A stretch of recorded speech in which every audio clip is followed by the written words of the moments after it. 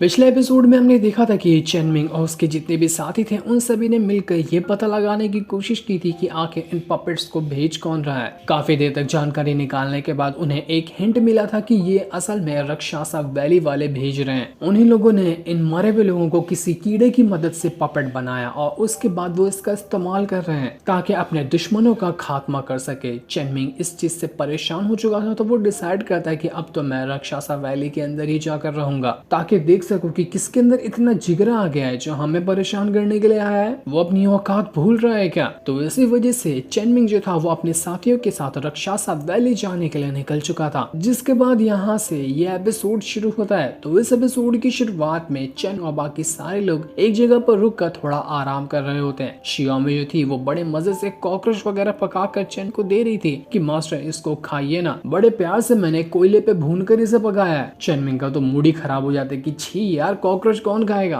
मुझसे तो ना हो पाएगा, मैं नहीं खाने वाला इसको। तो वहीं स्वॉर्ड इमॉर्टल जो था वो यहाँ पर चेनमिंग के ऊपर नजर रखे हुए होता है। वो कह रहा था कि ये चेनमिंग इतना ज्यादा पावरफुल है, इसके साथी लोग भी पावरफुल हैं, लेकिन इनकी हरकत कितनी बचकानों जैसी है, बिल्कुल बच्चों जैसी हरकत करते हैं ये लोग। लेकिन इनकी हरकत पे कोई ना जाए क्योंकि अंदर से ये लोग है बहुत ज्यादा पावरफुल। वो तो बहुत अच्छा हुआ कि मैंने डायरेक्ट चेनमिंग के ऊपर हमला करने का फैसला नहीं किया, वरना तो ये पक्का उसी टाइम मेरी जान ले लिया होता। क्योंकि मैं इतना दूर हूं ना चेनमिंग से, तभी भी मैं उसके ऑरा को यहाँ तक महसूस कर पा रहा हूँ। तब वहां पर वो जासूस आकर उस वार्डमैन से कहता है कि क्या कर रहे हो तुम यहाँ पर, काम नहीं करोगे क्या? काम नहीं करोगे, निकम्मे बैठे रहोगे तो तुम मेरे मास्टर का दिल कैसे जीतोगे? उनका दिल जीतना है ना तुम्हें, उनके साथ रहना है ना, तो पहले काम करना पड़ेगा, उसके बाद ही तुम मेरी तरह मास्टर के लॉयल बंदे बनोगे, उसके बाद वो तुम पर भरोसा करने लग जाएंगे। तुम्हें फिक्र करने की जरूरत नहीं है, मैं हूं ना यहाँ पर, मैं तुम्हें अपने जैसा बना दूंगा, तुम भी मेरे ऐसा पागल, मेरे मतलब मेरे जैसे बंदे बन जाओगे जिसको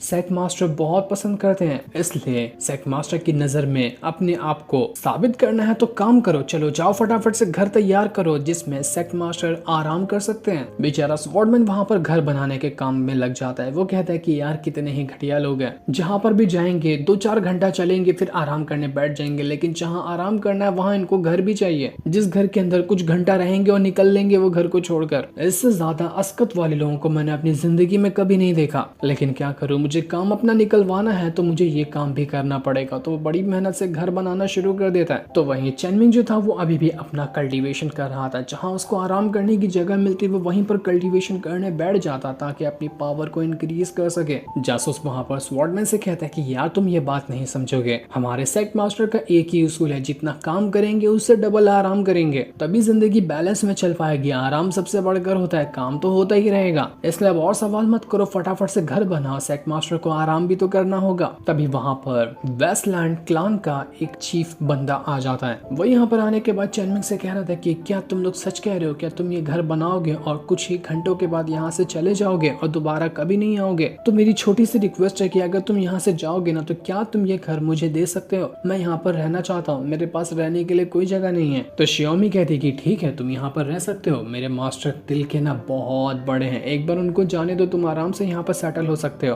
तो वो चीफ जो था वो कहता है कि आपका बहुत बहुत शुक्रिया, मैं अभी जा रहा हूँ अपने क्लान के अंदर और वहां से जो भी बेहतरीन चीजें होंगी ना वो एज अ गिफ्ट आपके लिए लेकर आता हूँ। उम्मीद है कि मेरा गिफ्ट आप लोगों को पसंद आएगा। इसके बाद वो जो चीफ था वो एक टोकरी लेकर आता है जिसके अंदर कुछ और नहीं बल्कि मूलियां भरी हुई थी। सभी लोग कहते हैं कि अबे यार, हमें लगा था कि कुछ अच्छा गिफ्ट लेकर आएगा ये तो, लेकिन मूलियां लेकर आ गया, अब इसको खाकर हमें गैस निकालना पड़ेगा क्या? पर चेनमिंग कहता है कि नहीं, तुम लोग समझ नहीं रहे, ये जो मूलियां है ना वो मामूली मूलियां नहीं है, बिल्कुल जैसे एक कल्टीवेशन पिल आती है ना उतना ही स्पिरिचुअल ऑरा इस मूलियों के अंदर भरा हुआ है। मतलब साफ है कि जिन भी बीजों की मदद से ये मूलियां उगाई गई है ना वो बीज ही खास थे, जिसकी मदद से इतनी ज्यादा स्पिरिचुअल एनर्जी से भरी हुई मूलियों को या फिर किसी भी तरह की सब्जियों को उगाया जा सकता है। इनको खाकर तो हमारी कल्टीवेशन काफी अच्छे से इंक्रीज होगी। शियोमी जो थी वो यहाँ पर चेनमिंग से कहती है कि देखो वो चीफ ना कुछ बीज को देकर भी गया है, उसने कहा कि बहुत पुराने टाइम के एंशिएंट इमॉर्टल थे, उन्होंने ही ये बीज उसके क्लान के सभी मेंबर्स को दिया था, तो वही बीज वो हमें गिफ्ट के तौर पर देकर गया है। चेनमिंग कहते हैं कि एक काम करो, जाओ उस क्लान चीफ के पास, उसके पास जितनी भी बीजें होंगी ना सबको लेकर आ, मुझे वो सारी की सारी बीजें चाहिए। ये सुनकर तो शियोमी एकदम ज्यादा खुश हो जाती है। वो हैरान भी थी कि चेनमिंग को इतने सारे बीज चाहिए तो चाहिए किस लिए, तो वो अपना ही खुराफाती दिमाग चलाने लग जाती है। वो अलग ही सपने देखने लग गई थी कि हो सकता है ना मेरे जो सेक्ट मास्टर है वो मिलियन माउंटेन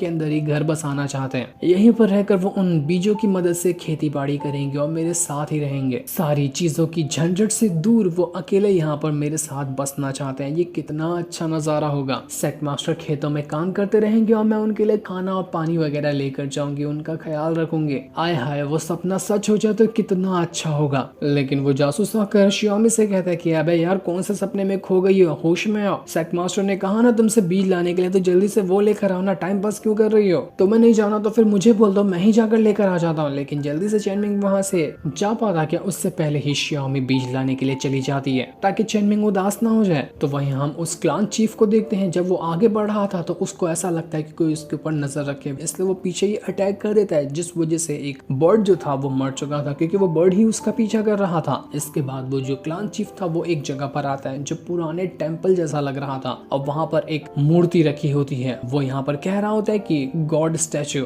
मैं आपके पास दोबारा से आ चुका हूँ, मुझे आपकी जरूरत है। एक बंदा आया है जिसने वो सारे के सारे बीजों को खरीदने का ऑर्डर दिया है, तो मुझे वो बीज चाहिए। उम्मीद है कि आप मुझे निराश नहीं करेंगे और मुझे वो बीज दे देंगे। वो अपना हाथ काटता है और हाथों के अंदर से खून निकाल कर वो उसे गॉड की जो मूर्ति थी उसको दे रहा था और यही खून से बनता है वो बीज। उसके खून के अंदर कुछ ना कुछ तो खास बात थी, तो वो अपना बहुत ज्यादा खून गिरा देता है ताकि बहुत सारे बीज यहाँ पर आ जाए और वो सारे बीज को चेनमिंग को दे देगा। वो गॉड भी यहाँ पर उस खून की पावर को एब्सॉर्ब करता और उसके बदले वहाँ पर उन पावर से बीज बनाया जा रहा था, जिस वजह से ढेरों बीज यहाँ पर तैयार हो जाते हैं। क्लान चीफ यहाँ पर उस गॉड का शुक्रिया करता है कि आपका बहुत बहुत शुक्रिया जो आपने मेरी मदद की। अब मैं यहाँ से चाहता हूँ चेनमिंग को वो बीज देने के लिए। पर उसके जाते साथ ही वहाँ पर चेनमिंग कियान के साथ पहुंच चुका था। कियान चेनमिंग से कहती कि बिल्कुल चेनमिंग, तुमने सच कहा था कि इस क्लान चीफ के साथ कुछ तो गड़बड़ है। इन वेस्टलैंड क्लान वाले लोगों के पास ना कुछ खासियत है जो उनको सबसे अलग बनाती है, लेकिन मुझे नहीं लगता कि रक्षासा वैली वालों को ये चीज बर्दाश्त होगी। तो वो जरूर आएंगे इनको भी जान से मारने के लिए, जिस तरह से उन्होंने उस बारबेरियन के ट्राइब के लोगों को मार दिया। तो क्या हम यहाँ पर ऐसे ही इंतजार करते रहे इन क्लान के लोगों को भी मारने का? तो चेनमिंग कहता है कि नहीं, ऐसा होगा ही नहीं। मैं हूं ना यहाँ पर, मैं रक्षासा वैली वालों का ना टारगेट ही बदल दूंगा ताकि वो लोग वेस्टलैंड क्लान के लोगों के ऊपर नहीं बल्कि मुझ पर हमला करने के लिए आए। उसके बाद मैं आसानी से उन सभी रक्षासा वैली वालों को पकड़ लूंगा। तो वो अपनी पावर का इस्तेमाल करते हुए उस गॉड की जो मूर्ति थी उसके ऊपर ही अटैक करता है। रक्षासा वैली वालों का नेक्स्ट टारगेट यही गॉड की मूर्ति होने वाली थी। तो चेनमिंग यहाँ पर अपनी पावर को उस गॉड की जो मूर्ति थी उसके साथ मर्ज कर रहा था ताकि रक्षासा वैली का टारगेट वो मूर्ति की जगह चेनमिंग बन जाए। तो उस वजह से रक्षासा वैली वाले चेनमिंग को मारने पहुंचेंगे, ना कि इस मूर्ति को और इस क्लान मेंबर को मारने के लिए। उसके बाद चेनमिंग रक्षासा वैली वालों को उनकी औकात दिखाएगा। कियान भी इस चीज में साथ दे रही थी और वो सब मिलकर यहाँ पर टारगेट को बदलने के काम पर लग जाते हैं। मूर्ति से टारगेट हटाकर चेनमिंग के ऊपर सेट किया जा रहा था और जैसे ही ये काम होता है रक्षासा वैली वाला जो था बंदा वो वापस से दो और पपेट को जगा देता है ताकि वो लोग अब जाए और चेनमिंग के ऊपर जाकर हमला कर दे। चेनमिंग को भी इस चीज का एहसास हो चुका था। उसे पता चल जाता है कि कहां से रक्षासा वैली वाले यहाँ पर पहुंच रहे हैं। तो वो तुरंत ही उसी ओर भाग निकलता है जहाँ पर उसने घर बनाया था। वहीं पर आकर वो दोनों लड़कियां पहुंच जाती हैं जिसे रक्षासा वैली वाले ने भेजा था। ये दोनों लड़कियां भी बिल्कुल पुरानी दो लड़कियों जैसी ही थी जिनको चेनमिंग ने मार दिया था। उनमें से एक लड़की जो होती है वो यहाँ पर आने के बाद शियोमी और बाकियों के ऊपर हमला करने लग गई थी। शियोमी अपनी पावर का इस्तेमाल करते हुए उसके साथ फाइट करती है वो लड़की, लेकिन तो बहुत ज्यादा पावरफुल थी। वो शियोमी को अच्छे से टक्कर देती है, लेकिन तब वहां पर कांगयू भी आ चुकी थी। उसने अपने तालिस्मान की मदद से एक बहुत ही खतरनाक अटैक कर दिया था उस लड़की के ऊपर, जिस वजह से लड़की की हालत खराब हो जाती है। सभी लोग जैसे ही पकड़कर उस लड़की को पूछने वाले थे कि आखिर तुम्हारा रक्षासा वैली रहता क्या है और तुम्हारा जो लीडर है वो कहाँ छुप कर बैठा है, पर वो लड़की कुछ बता पाती कि वहां पर दूसरी वाली पपेट पहुंच चुकी थी जिसने पहले पपेट की मार कर उसको गला ही काट दिया था उसका, ताकि पहली वाली जो पपेट है वो अपने लीडर के बारे में कोई भी जानकारी ना दे सके।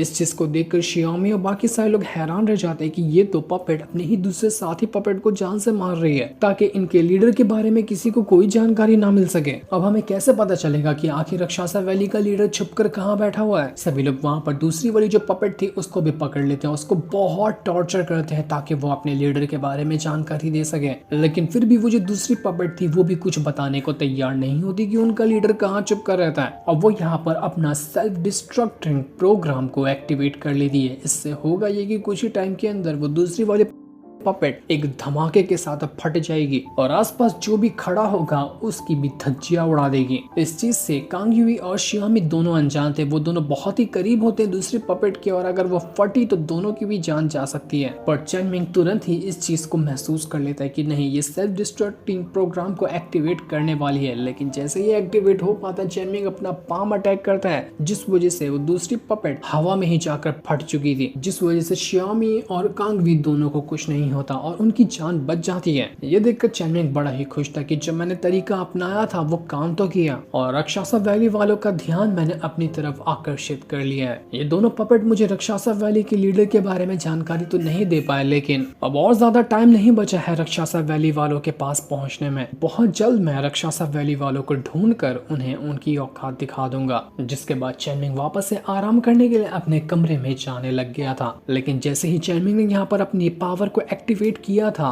वो जो स्वॉर्डमैन होता है वो एकदम दंग रह जाता है कि बाप रे, इतना ज्यादा स्ट्रॉन्ग ऑरा का प्रेशर कैसे आ रहा है यहाँ पर। कहीं चेन मिंग ने अपनी पावर को एक्टिवेट तो नहीं किया ना? क्या वो किसी के ऊपर अटैक करने के लिए गया था? हाँ, यही हुआ होगा, तभी तो मैं उसकी पावर को नींद में भी महसूस कर पा रहा हूँ। सच में क्या पावरफुल ऑरा यहाँ तक के आ रहा है, बहुत मजा आ रहा है इस चीज को महसूस करके। इसके बाद वो पूरे गुस्से के साथ उसी जासूस के पास जा रहा था ताकि जासूस को जान से मार सके, क्योंकि उसने पहले ही डिसाइड किया था कि वो जासूस को मारेगा, सभी साथियों को चेन मिंग के मार देगा, उसके बाद ही वो चेन मिंग से फाइट करके उसकी पावर को छीनने की कोशिश करेगा। लेकिन उसकी हिम्मत जवाब दे जाती है, वो नहीं मार पाता जासूस को, क्योंकि उसको लग रहा था कि जासूस अच्छा बंदा है, इसको मार कर कोई मतलब नहीं है। इसलिए वो अपने आप को रोक लेता है कि ठीक है, जाने दो इसको, मैं कोई दूसरा तरीका निकाल लूंगा चेन मिंग की पावर को लेने का, इसको मार कर कोई मतलब नहीं है। इतना कहने के बाद वो स्वॉर्डमैन वहां से जा चुका था, जिस सीन को दिखाते साथ ही ये एपिसोड यहीं पर एंड हो जाता है।